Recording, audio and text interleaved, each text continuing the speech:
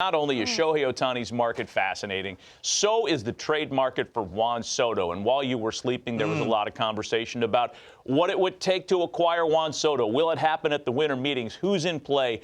Apparently, reportedly, the Yankees and Padres exchanged names. Nothing more serious than that.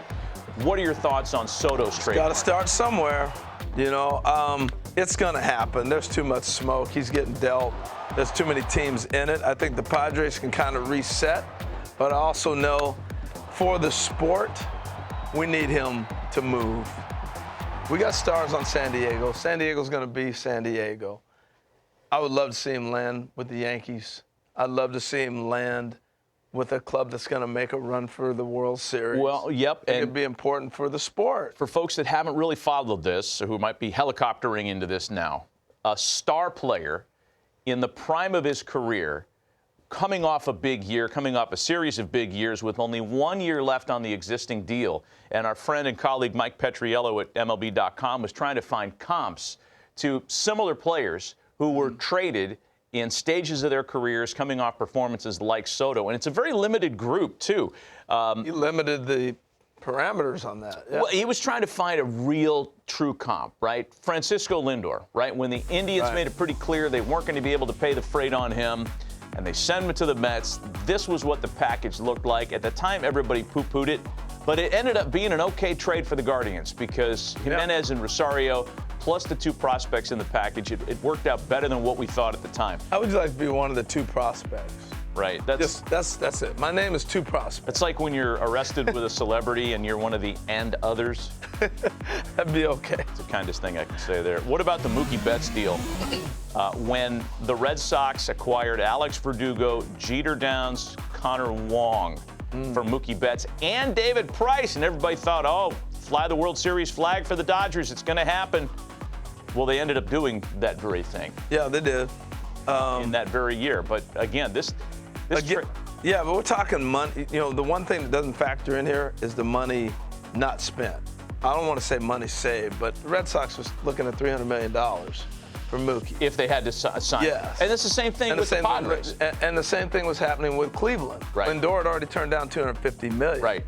And so the Padres are looking at, this guy's already turned down a lot of money in the past with Washington. Are you going to sit there and pay him $400 million? That's right. Well, those are just two of the comps that Mike Petriello kind of paid off. And here was another one. I'm not sure this was as appropriate, but when the Braves sent Jason Hayward to the Cardinals, he too was on the verge of being paid. He too was in the prime of his career, and it worked out for Jason in St. Louis, and then worked out in the terms. And Shelby Miller was a star. He was a star, right. And then Hayward got the mega deal when he went to the Cubs, and J.Hay just signed a 1 year re-up with the Dodgers earlier this week. So let's bring Joel Sherman in on this conversation. Joel, I mean, we're talking about a limited number of suitors here based on the price tag of if you keep Soto beyond the 1 year he's under contract for. Am I right about that?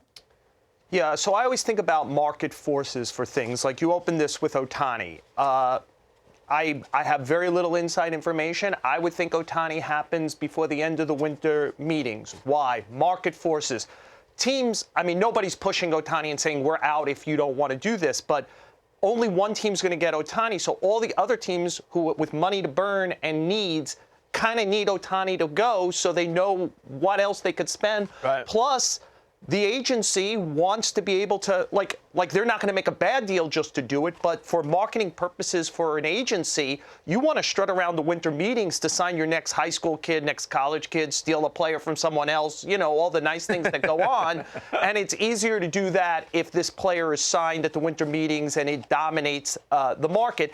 And here, to me, there's only one of those trades really matter. Don't tell anyone. I might be writing this in the New York Post this weekend.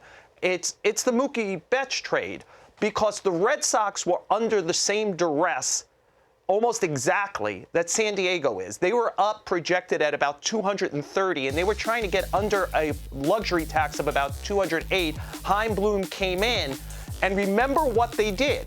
They took, interestingly, the Padres were very interested in Betts. That didn't get done.